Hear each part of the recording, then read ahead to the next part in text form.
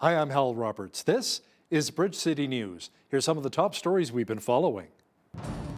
With the Alberta government's announcement of a vaccine passport, vaccine bookings have tripled. Alberta Health Services is making a plea to other provinces as beds are filling up across the province. And the federal election is coming up on Monday. We hear from a political science professor who offers up a prediction as to who our next PM may be. Your nation, your province, your southern Alberta. From the heart of Lethbridge, it's Bridge City News with Hal Roberts. Thanks so much for joining us. Alberta Premier Jason Kenney says vaccine bookings have nearly tripled since Wednesday's announcement of a vaccine passport. Kenney says close to 25,000 appointments to get a shot against COVID-19 were recorded on Thursday night. He says that's a jump of more than 165% from a couple of days earlier. Businesses across the province will be allowed to operate without capacity restrictions if they require proof of vaccination or a negative COVID-19 test result before allowing anyone entry. The program is not mandatory. The head of Alberta Health Services says they're reaching out to other provinces for help with bed space and staff as a wave of COVID-19 patients threatens the healthcare system. Ontario and Newfoundland are offering help, but BC says it does not have the resources to assist. We have reached out to other provinces to see if they have any available space where Albertans could get the care that they need. And we are asking them if they have skilled frontline staff who may be willing to come to Alberta to assist us. Ontario has graciously offered their help, and we are in discussions with them regarding potential transfer of patients if needed. We remain hopeful that it will not come to those terms as our teams continue to add critical care capacity in Alberta. I cannot stress enough how serious the situation is in our hospitals. I promise you that we will continue to do all that we can to provide the care to Albertans. The increased COVID-19 cases in Alberta was top of mind for federal leaders on the campaign trail. Liberal leader Justin Trudeau tried to link the crisis to Conservative leader Erin O'Toole, while O'Toole criticized Trudeau for allowing the Delta variant into the country. Meanwhile, NDP leader Jagmeet Singh slammed the timing of Trudeau's election call.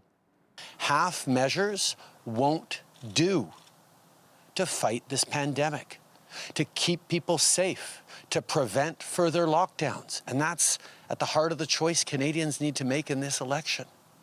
Because just a few days ago, Mr. O'Toole was still applauding Mr. Kenney for his management of the pandemic.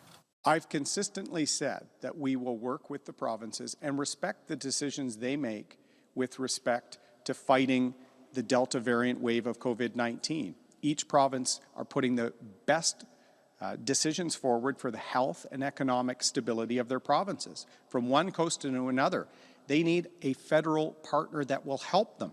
They need a prime minister that will keep the Delta variant out of Canada. It was the Conservatives that fought Mr. Trudeau to stop flights from countries where variants of concern were out of control. He was late at the border at the beginning of this crisis. He was late again, and the Delta variant got a bigger hold in Canada than it needed to be. Looking at what's happening in Alberta is another example of why we cannot trust Mr. Trudeau's leadership. He chose to call an election, a selfish election, for no reason, and that put our efforts to fight the pandemic in jeopardy. That put people's lives at risk. We had called 22 times to expand paid sick leave, something that all experts agree would have helped keep people safe so people didn't have to go into work. And he said no to workers every single time, only to announce it in the midst of a campaign after saying no 22 times. That is not the leadership we need to get through this pandemic. You can trust New Democrats to fight for you. Well, the results are in from our poll question on Bridge City News. We asked who you're planning on voting for in Monday's federal election. Well, the results are in at 45% of you are planning on voting for the Conservatives, 29% support the PPC, just over 20% for the Liberals. The NDP came in way down at 3%, and the other party category was also around 3%. Thanks to you if you participated in our poll. Our country's debt is at $1.1 trillion and rising. The Parliamentary Budget Officer says the earliest Canada could potentially balance the books would be the year 2070. Dr. Jeffrey Hale is a political science professor at the University of Lethbridge. And Dr. Hale says when it comes to our country's debt, many younger Canadians are apathetic because they have a lot of debt themselves. Many younger families are heavily indebted themselves. So they are They are concerned that governments are going to maintain their living standards, and they don't have the memories of the enormous debt overhang of the 80s and 90s that led to the sizable rollbacks in government spending during the 1990s. Dr. Hale will also give us his thoughts as to whom he thinks will become our country's next Prime Minister. That Q&A is coming up later in our broadcast. Well, the federal election is only a few days away, and the Lethbridge Chamber of Commerce hosted its final federal candidate forum on Thursday evening before voters hit the polls. As Carson Marsouk explains, all 6 candidates put their best feet forward, trying to garner votes to become the next Lethbridge Member of Parliament. There are half a dozen candidates running for this year's federal election in Lethbridge, including Conservative incumbent Rachel Harder, Liberal Party candidate Devin Hargreaves, PPC candidate Kimi Hovan, NDP candidate Elaine Perez, Christian Heritage Party candidate Jeffrey Kapp, and Independent candidate Kim Seaver. Incumbent Rachel Harder started off Thursday's forum by saying it's time for change. It's time for a government that cares more about the citizens of Canada than about itself. It's time to elect a Prime Minister who is more concerned about securing your future than his own. Harder was asked why she voted against Bill C-6, a federal ban on the practice of conversion therapy. This bill was brought forward to committee and it was studied extensively, and the definition of conversion therapy is extremely vague. As a result, experts from across the country recommended that amendments be made. Those amendments were ignored, and not just ignored, but actually they were refused by the Liberal government. And so it's as if the government actually purposely wanted the legislation to be muddy. Also a question of interest is the advance of climate change in Canada. The Liberals say they plan to strike a balance and control climate change throughout the nation. We're all moving away from oil and gas. It is inevitable, but we're going to continue to work to support that industry as we reduce greenhouse gas emissions.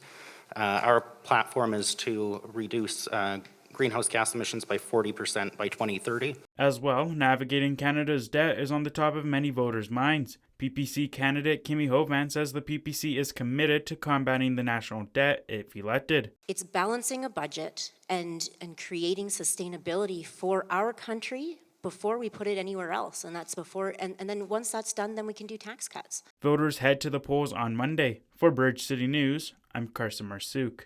The NMAC Centre has decided to implement the restriction exemption program for all future events and Lethbridge Hurricanes hockey games. Fans who are 12 years of age or older will have to provide partial proof of one vaccination electronically or in paper form for September 20th. By October 1st, fans will have to show full proof of double vaccination. If fans are not vaccinated, they'll have to provide a negative COVID test 48 hours before the game. Already installed in the facility is over 80 hand sanitizer stations throughout the venue. We'll be following our COVID cleaning protocols that were in place prior to the vaccinations for pre, post, and during the event. All smoking areas will be permanently removed from the venue. Some of the changes coming that will be soon to be installed will be COVID shields throughout the facility for concessions and other locations.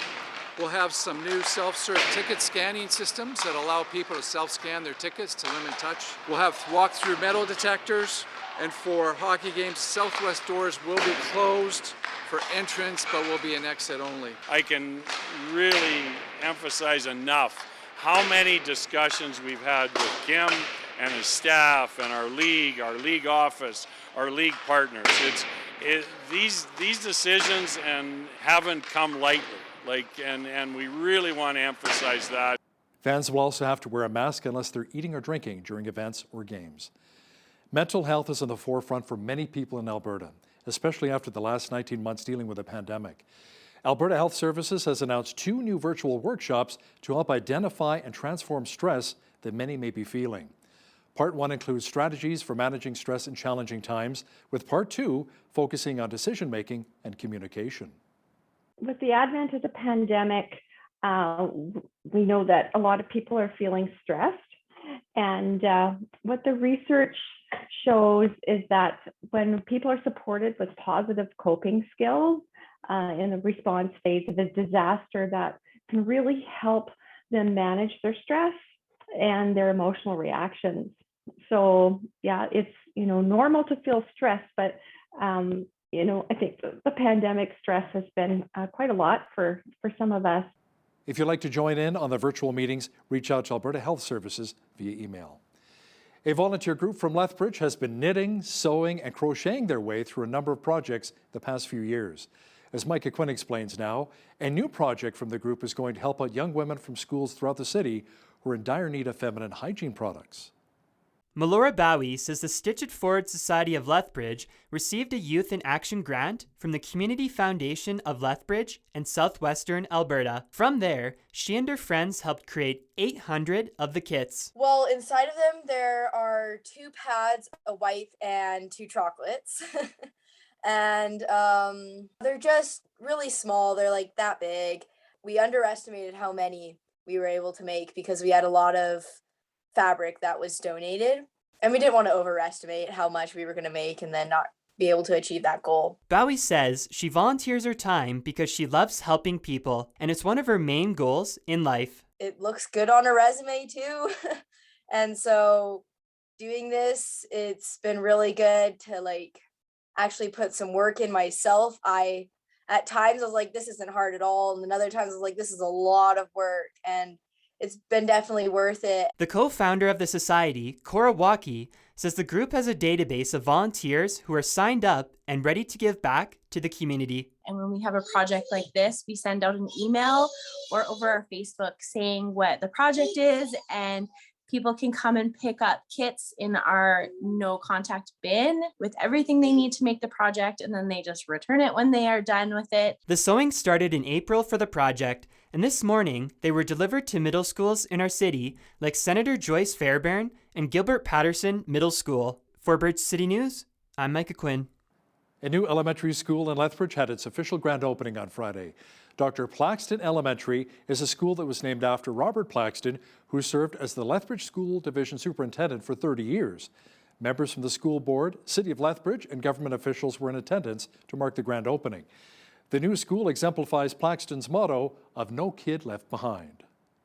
When he was here, his key thing always was to make learning work for every kid. So an important thing that he always brought to his approach to education was that no child, basically, he would say this, is left behind.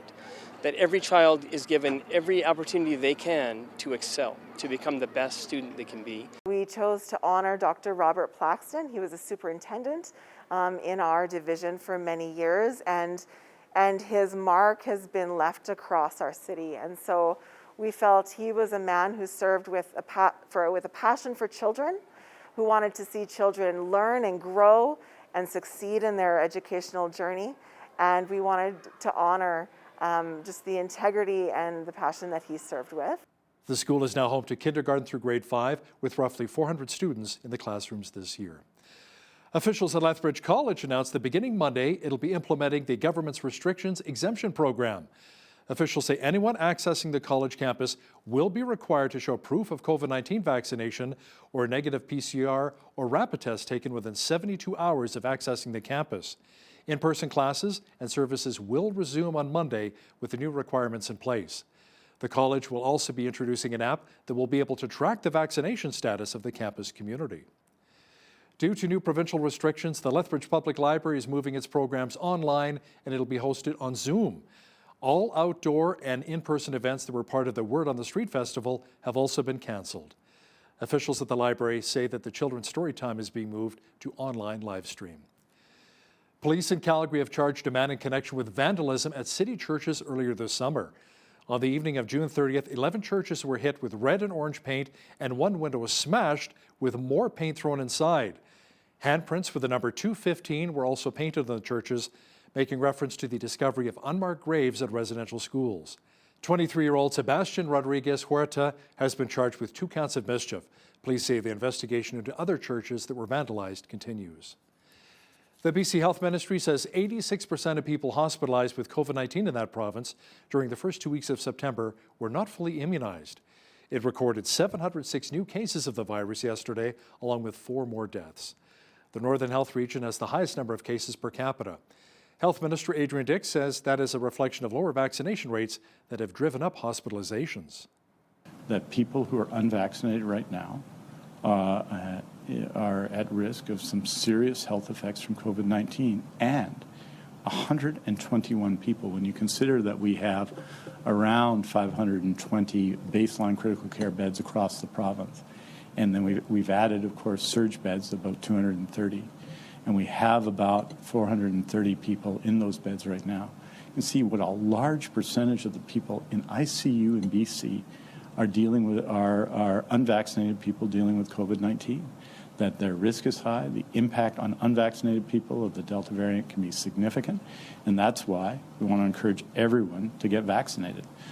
Saskatchewan Premier Scott Moe says his province will be bringing in a proof of vaccination program beginning October 1st. Moe says it's an attempt to increase immunizations and to decrease pressures on the healthcare system. A province-wide mask mandate for all indoor public places began today. Anyone that tests positive for COVID-19, they will be required to self-isolate for 10 days after receiving that positive test result. Also, the public health order will require those that are close contacts of an individual that has tested positive for COVID-19 and are unvaccinated will also be required to self-isolate for 10 days. But if you are fully vaccinated and identified as a close contact of a positive COVID case, you will not be required to self-isolate, but you will be required to self-monitor and to seek testing, of course, at the first sign of any symptoms. Health officials in Winnipeg say staffing is so stretched and resources are so taxed that some people are waiting hours for an ambulance.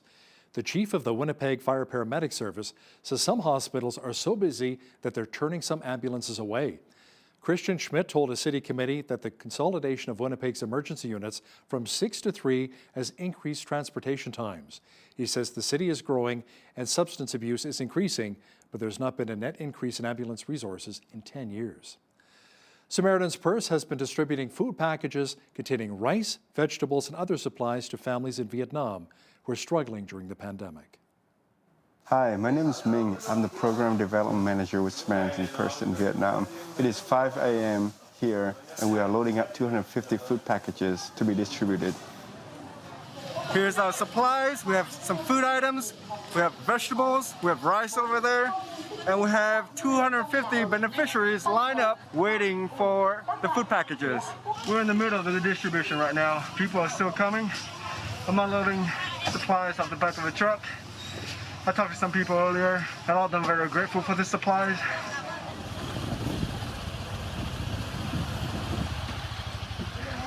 I saw a lady earlier, as she was receiving the rice and food items, she started crying. She couldn't stop. It was all worth it.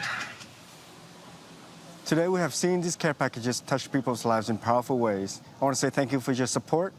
You have made it possible for us to reach and serve people who may feel like they have been forgotten. And I want to ask you to keep praying for Vietnam and the people who've been impacted by the pandemic here. Did we mention that today's our anniversary? It was on this day 4 years ago that Bridge City News signed on the air here at Miracle Channel. It's been an incredible journey for us. We've interviewed hundreds of guests, brought you incredible stories while producing over 1,000 shows. We've also received a lot of support from viewers just like you. So on behalf of all of us here at Bridge City News and Miracle Channel, thank you. We had another cooler day here in the city, but warmer temperatures are on the way just in time for the weekend. Full weather details are on deck. We had lots of clouds and some wind once again today in the Windy City, but not a bad weekend is shaping up. Jeanette Roche is back with all of the weather details. Jeanette, we should see maybe above seasonal values again tomorrow? Hoping to see a high of 23 degrees for our Saturday. So yes, certainly well above average temperatures for this time of year. Should be a nice one. Those winds continuing to kick around though for tomorrow. We're looking at 40 to 60 kilometer per hour wind gusts with a mix of sun and cloud. As we look to Sunday, also partly cloudy skies. Only a high of 19, 16 the high for Monday. As we get into Tuesday, that's where we climb again back into the 20s, 23 the high there.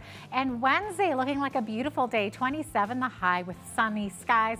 And into Thursday, a mix of sun and cloud and high of 17 degrees. So we are seeing kind of that low, high, low effect, giving us some days above 20, some days below. So that's our average right there for this time of year, right there, 20 degrees.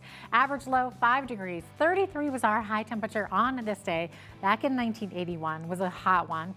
-2. On the other hand, on the flip side of that was our chilliest back in 2003. Sun rose this morning at 7:10 and our sunset this Friday evening at 7:41, giving us about 12 and a half hours of daylight. Lots of rainfall still expected on the west coast. Vancouver still looking at another 20 to 30 millimeters this evening into tomorrow. Risk of thunderstorms, 60% chance of showers, 14 the high. Same thing for Victoria, looking at rains continuing today, tonight into tomorrow. Risk of thunderstorm, 15, 22 in Edmonton, lots of sunshine, and 20 degrees tomorrow in Calgary with a mix of sun and cloud. As we look to the rest of the prairies, we're seeing much higher temperatures. Look at this, 29 in Saskatoon with a mix of sun and clouds. Sunny day tomorrow in Regina, expected 31 the high, and a lovely 26 tomorrow in Winnipeg with sunny skies. Expecting a bit of winds though, up to 60 in windy Winnipeg tomorrow. Over in Toronto, a chance of showers, 24 the high. Showers and drizzle expected tomorrow in Ottawa as well, high of 23, and 25 expected tomorrow for Montreal with a risk of a thunderstorm as well.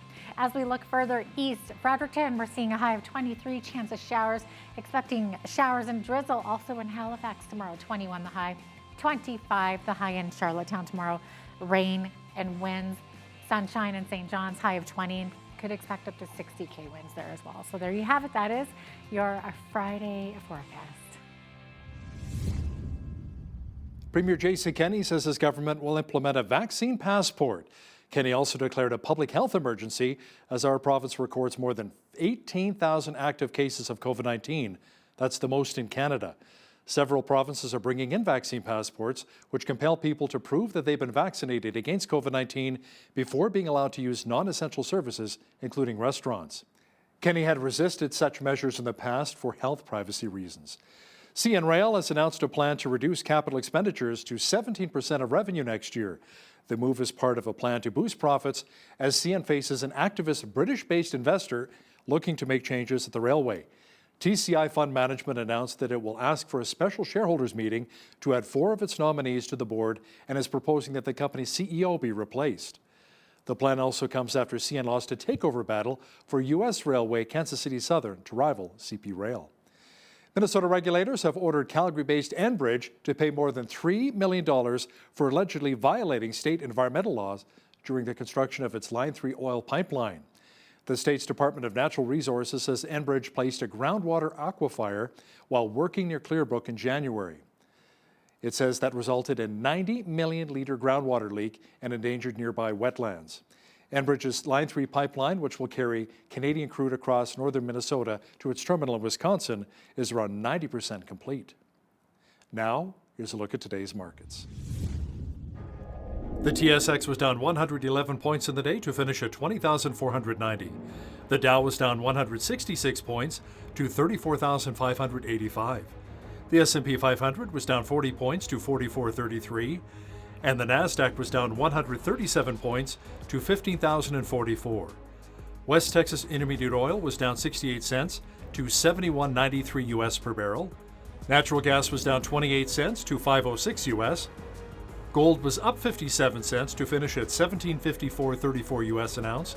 And silver was down 52 cents to 22.39 US an ounce. Wheat is at $11.10 per bushel. Barley's at $8.82. Canola's at $19.64, and corn is at $10.92 per bushel. Live cattle were down 80 cents to $122.80. Feeder cattle were down 73 cents to $156.38, and lean hogs were up 25 cents to $85.73. The Canadian dollar was down slightly over the past 24 hours to 78.31 US.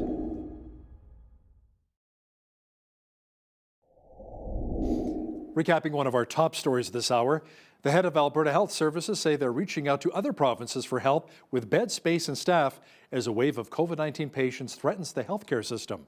Ontario and Newfoundland are offering help, but BC says it does not have the resources to assist. Alberta now has more than 18,000 active COVID-19 cases, the most in Canada. The federal election is coming up on Monday, but coming up next, we chat with political science professor Dr. Jeffrey Hale to get his thoughts as to who may become our country's next prime minister. That interview is on deck. Well, here we are just days away from the federal election, which is shaping up to be one of the closest races ever. Who will win? What will be the deciding issues? Today we are joined by Dr. Jeffrey Hale, political science professor at the University of Lethbridge. Welcome, Dr. Hale. So great to have you back on again. Good to be with you.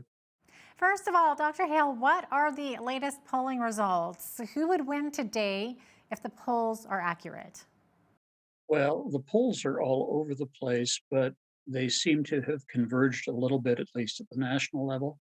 Regionally, which are the numbers that really matter, there's still a fair bit of diversity, but the consensus is that the Liberals are in a position to win a minority government unless there is a significant swing at the last minute.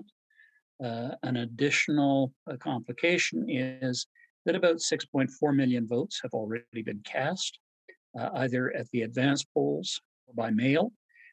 So about 25% of the vote is already in, and so while this will have a different effect in different parts of the country, it would have to be a pretty significant swing in the last week for that trend to change. Okay, interesting. Now, former Justice Minister Jody Wilson-Raybould's new book called Indian in the Cabinet, Speaking Truth to Power has now been released. The book is critical of the Prime Minister and how he handled the SNC-Lavalin affair. Does this have the potential to swing votes away from the Liberals? I doubt that anybody who reads it will A, find anything hugely new in it, and B, if they have been willing to swallow a whole series of ethical challenges from the current government, if they haven't decided to switch by now, they're not likely to. Okay. Now, is Maxime Bernier and the PPC getting a bit of revenge in this election? Some say with their polling numbers on the rise, they could split the vote in close ridings enough to give the Liberals a win. Your thoughts? Well, there are 25 or 30 ridings that are reportedly very close. And well, you can't transpose People's Party votes completely onto one party. Many of them do come from traditional conservatives, so that could have an impact. The last election, I calculated that the People's Party probably diverted about 7 ridings by being substantially more than the margin of victory by the Liberals over the Conservatives. And I wouldn't be surprised if it's more this time. Okay, so do you think that the PC has any chance of winning any seats at all? Hard to say, but it's probably, it's a long shot at best. Okay, so what about the Bloc? Bloc leader Blanchette has basically said that he thinks a Conservative minority would be the best news for Quebec. Could this actually result in more Tory seats? I don't know that that was Mr. Blanchette saying that. I think it was more Quebec Premier François Legault. But the Bloc has gotten a gift from the English language leaders debate, the questions over Bill 21 and 96 on minority religious rights and Quebec's language laws. And so the Bloc could pull 5 or 6 more seats out of suburban Montreal than it might have otherwise as a result of this controversy. Mr. Legault's shout out, I suppose you could call it, for the Conservatives as well as the Bloc will probably cement at least 11 Conservative seats in Quebec. There's 2 or 3 other ridings that are close in terms of Quebec Bloc competition or Conservative Bloc competition. And I suspect we will be waiting for the mail ballots to come in over the period of a few days after the election to see what the outcome will be. Yeah. So what do you see as the key issues that voters will base their decisions on?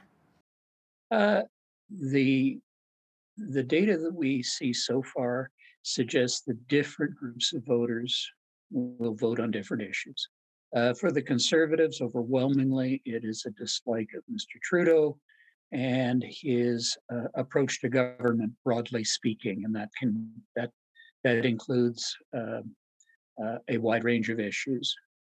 not least for Alberta purposes, the carbon tax. For those who are really strongly against the carbon tax and also skeptical of vaccines, that is driving support. That latter issue is driving support to the People's Party. For the Liberals, climate change and childcare are their two big draws, if you will, along with promoting fears of what Conservatives might or might not do in office, which, given the fact that a Conservative minority government is almost statistically impossible, involves a certain amount of wishful thinking. And as for the NDP, climate change may have an impact there, but probably more Mr. Trudeau's inability to translate promises or principles into consistent action will be the factor that drives some left of center voters from the Liberals to the NDs. So it will go in all directions.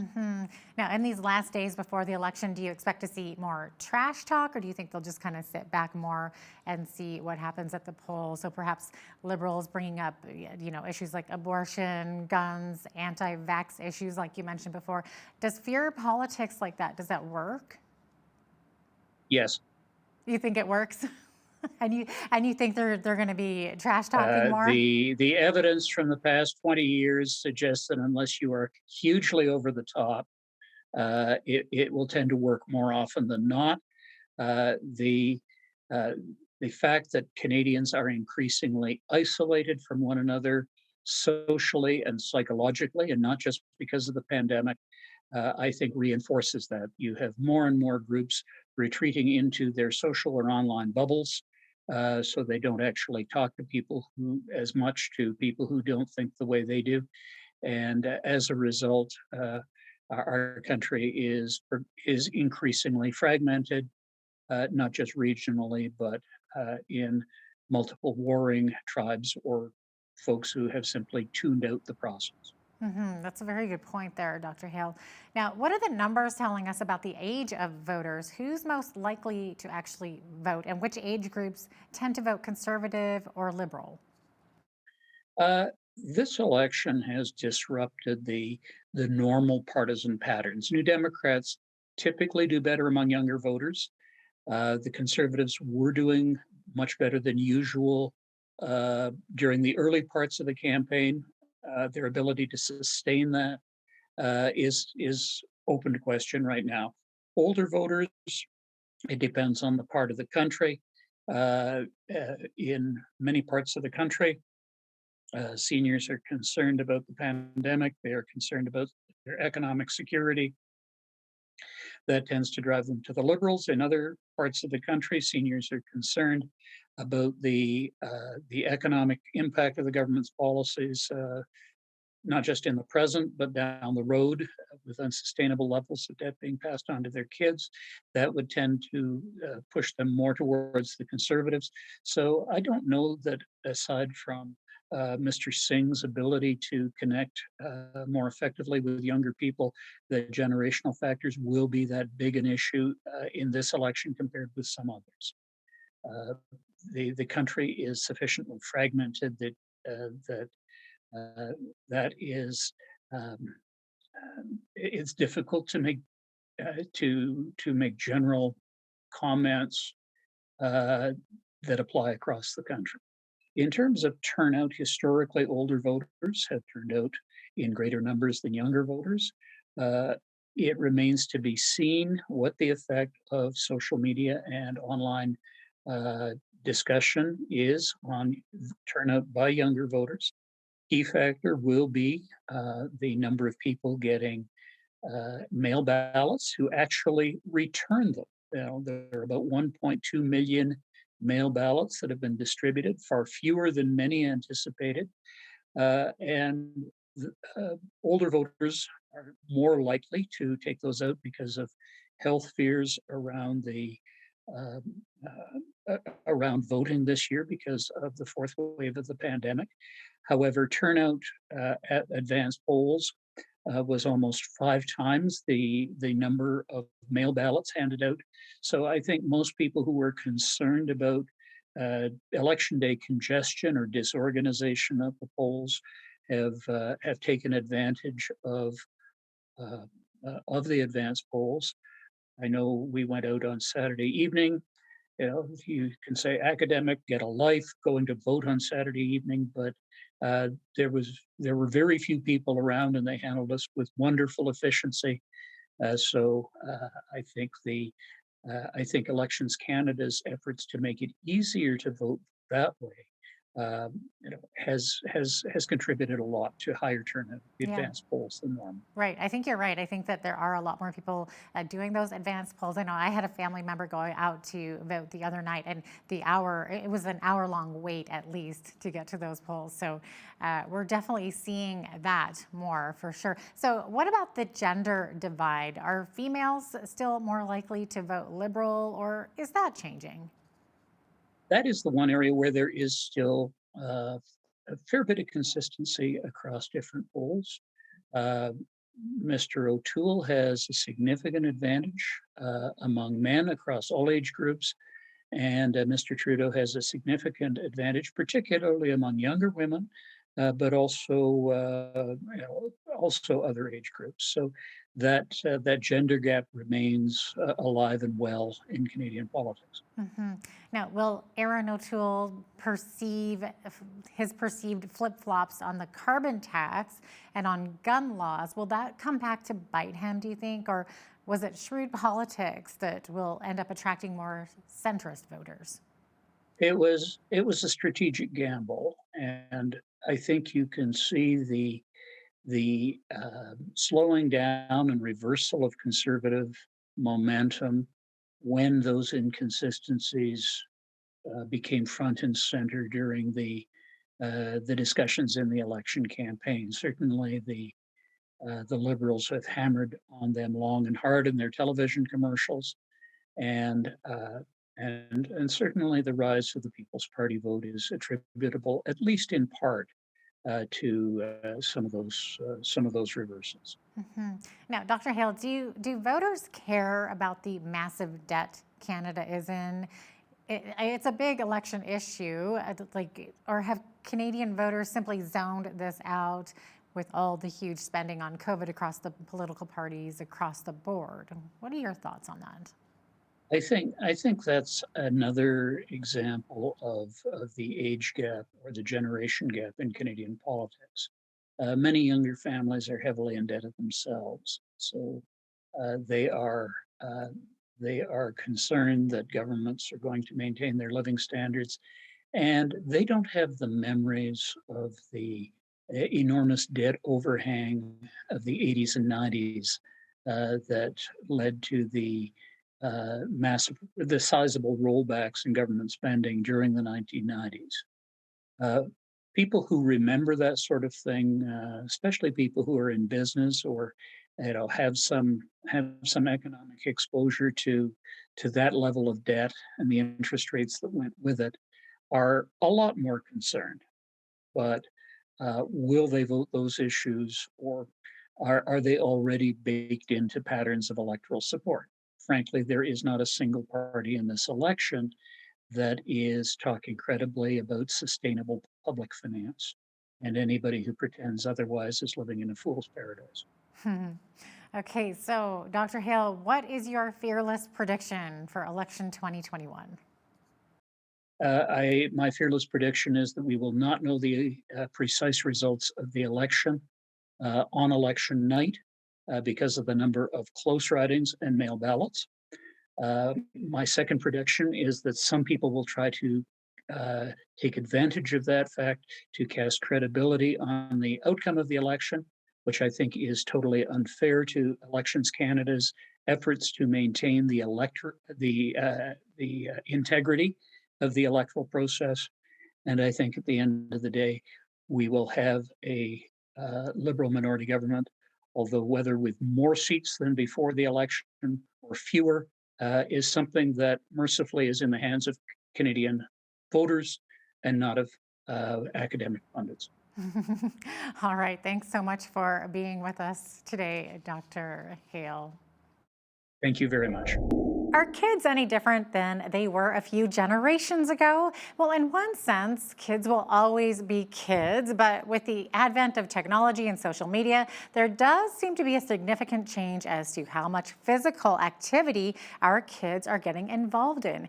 Joining us to discuss this further is Daryl Devenish from FSQ Sport. He is a strength and conditioning coach and former phys ed teacher who specializes in youth development. Daryl, welcome to Bridge City News. You're joining us today from Toronto, right? Yes. Hi, Jeanette. Thanks for having me on today. I'm honored to be here. Absolutely. Now, Daryl, you just wrote an article in the National Post in which you write that we are in an epidemic of childhood inactivity and that there's a serious need to teach kids the fundamentals of movement. So tell me, how bad is this? You note that childhood obesity rates in Canada have nearly tripled over the past 30 years. That's unbelievable. It's crazy. Well, first of all, the article sort of stir up some, some conversations, and what's happened is basically, it's brought on the underlying issues around COVID, and what's happened is you can see all the problems now with what's happened with sports and physical activity as a result of COVID. So the obesity rates, they were bad prior to COVID. Like, these were going up.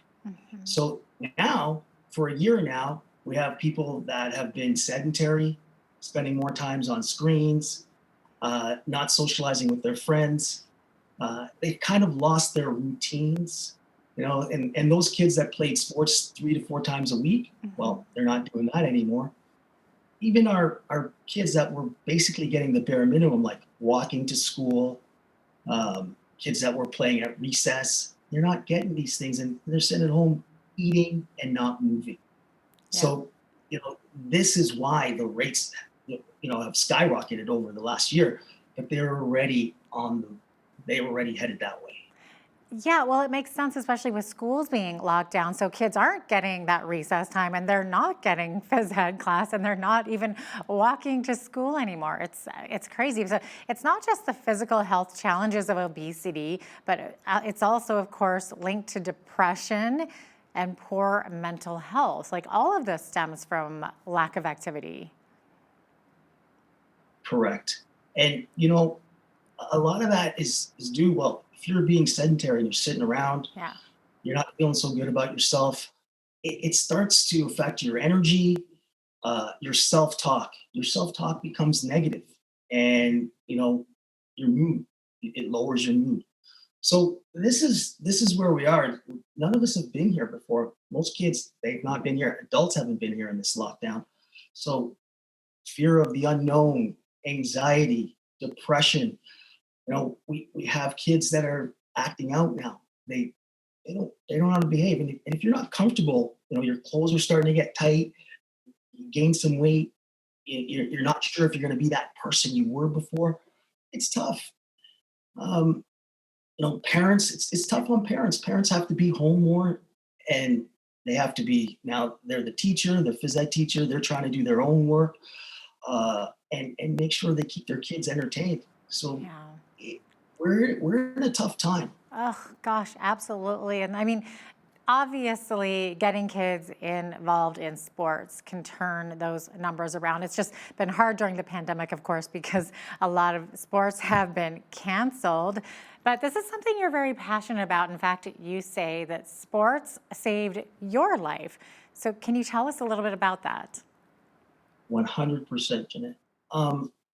First of all, I believe that sports is a dress rehearsal for life. Basically, there's so many lessons that you can learn from being on a team, working with others for a common goal, building, sports helps build confidence in yourself and your teammates, building connections through common interests, understanding how cultures work. This is how we do things. This is how our team plays. These are the little, rituals we have. It helps you learning about inclusion. Everyone's got to be included. Everyone gets a turn. Make people feel like they matter. Like, these are things I learned from sports. When I say sports saved my life, I mean, this is where I got my confidence, that the playing field was even in the sport. That didn't matter what color you were, who you identified with, how much money you made. It's where everyone was the same. And I learned how to lose. I learned how to win. I learned that everything's not always going to go my way. You know what I mean? And so these are the lessons that I learned from sport. I also, in me, and I'm grateful for this, I also got an education out of it. I got to go to a private school, which had a profound effect on me. So this is what sport does. And this is why you've heard me say, saved my life. I don't know what I've been doing. It kept me out of trouble. That's For the other sure. thing. And it's a great, like, you're basically talking about it building character, right? It's a good character builder. And it also opens up those opportunities, because it's true, kids can possibly get scholarships for better schools, which is, that's a real door opener, absolutely. Well, that was a game changer for me. So do you think, 100%. do you think that interest in sports has dropped off dramatically for today's teens? Well, research has shown that kids are dropping out of sports now by the age of 11. It used to be 13, right? So that's a few years back. I got three main key reasons for them dropping out. First and foremost, sports has become all about winning. It's not fun. If you're not having fun, you're going to quit. You know what I mean? And there's a big connection, and you kind of said it just now, is a big connection between playing sports and getting a scholarship or going pro. And if you start to realize around 11 or 12, I'm not that good. I'm not going to get a scholarship. I'm not going to, I'm not going anywhere. I'm not going to be a pro. And what's the point of playing? So that sort of deters people. And then, I'll talk more to this afterwards, is lack of fundamental movement skills. If you didn't learn the ABCs as a kid, run, jump, skip, throw, you're not having a lot of fun because you're not that good. It's like not learning how to read when you're a little kid. You don't want to go and read in front of people if you're not a good reader. And then third is we're specializing kids way too early, and we're turning sports into a job. So by the age of 13, you're done. I'm tired. You're burnt out. So these are some of the things that are happening, and this is the reason why the team I work with, FSQ, we help sports organizations and parents and coaches build better experiences for kids to have active lives and quality sports experiences. Oh, interesting. So you actually help kids to keep that interest beyond age 11 to 13. And coaches and administrators and organizations. That's what we do, and we got a big mission. To fix. I want to say, you're going to say you sound crazy. Fix sport, help kids with physical literacy and overcoming obesity and mental health challenges. Absolutely. Now, one thing you note also is that public schools seem to be putting less emphasis and funding on education. Is that true? Yeah. So what's happened, and as I said, I used to be a school teacher, and I've been in this industry now or working with kids now for 30 years. Over the years, the marginalization of phys ed at the elementary level, from let's say K to 8, has caused phys ed teachers to be generalists. So we don't have specialists anymore. We have generalists teaching fundamental movement skills.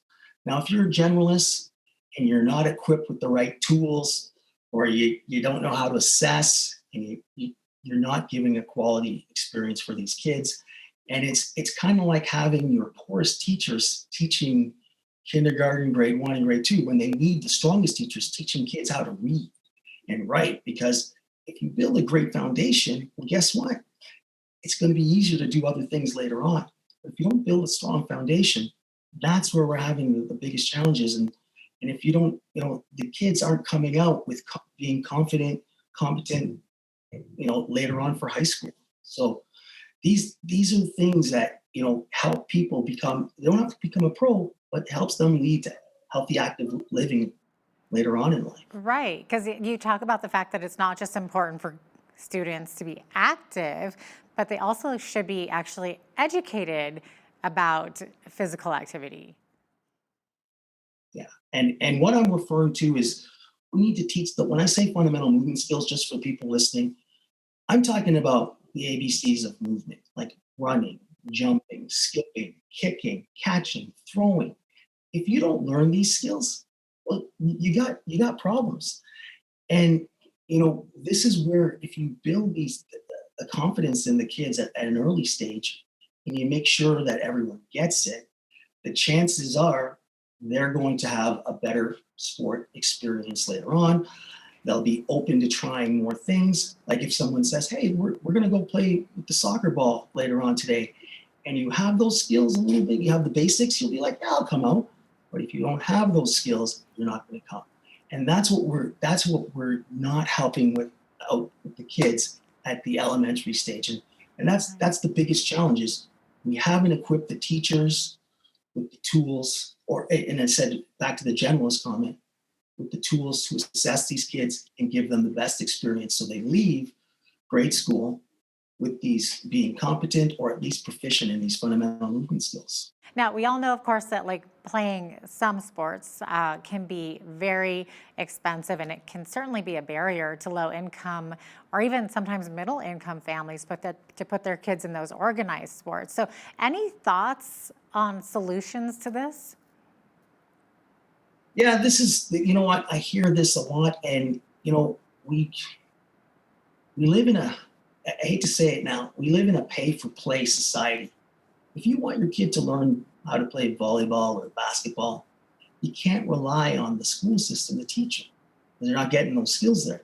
So you got to go find a club. You got to go find, like some coach to train them up and be proficient in volleyball. Mm-hmm. So one of the things we suggest is, in some communities, check out the recreational center, like the Parks and Recs. Parents, they have to sort of be involved now. They might have to play with them. They might have to set them up with their friends in games, after school programs. And then these are things where it's not so much about being competitive. It's just a place to go and play some pickup basketball or learn how to play some soccer or spike ball.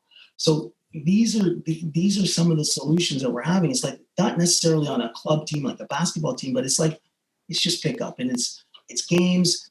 And this is how you can expose people to, getting confident, but it starts with the community and everybody sort of being on the same page. Mm-hmm. Absolutely. What about kids that might be overweight or even parents of kids who are overweight and they're thinking to themselves, it might be too late to do anything about this? Any advice for those folks? Jan, it's never too late. First of all, never too late. So first of all, it starts with changing your mindset. You gotta have first you gotta want to do it, and this starts with changing habits. Who do we want to be? We want to be a healthy family. Well, what does that mean? Well, a healthy family, we're going to go for a walk every day, guys. We're going to drink more water. We're going to make sure we get good sleep. We're going to start to eat cleaner, right? And we're going to manage our screen time now. So this starts with everybody's alignment in the home. It starts with taking action. Like first there's awareness, then you got to come up with a strategy, and then there's an action plan. And that's what I'm basically trying to get the schools to do now is we need organizational alignment. Everybody's got to be on the same page. Teachers have to recognize how important this is and why they're doing it. So it gets done. Because if we just say, yeah, you should do this, it doesn't get done. And there's a lot of good teachers, and there's a lot of teachers that aren't doing it. They may not have the tools for whatever reason, or they don't have the passion, but we are not setting our kids up for success. And that goes at home. Parents have to step up, teachers have to step up. Administrators, we all have to step up. I'm not calling out one group, calling myself up. I deal with it with my own kids. Right. That is absolutely great advice there, Daryl, especially for the families of the kids. Great advice for anyone, actually. Thanks so much for being with us today, Daryl. We appreciate having you on. Thank you. Listen, I just want to help. This is a movement, and it's our mission to sort of get this going as many as possible in the best environment possible for as long as possible. Daryl Devenish from FSQ Sport is a strength and conditioning coach and former phys ed teacher who specializes in youth development. I'm Jeanette Roche on behalf of all of us here at Bridge City News. Thanks for watching.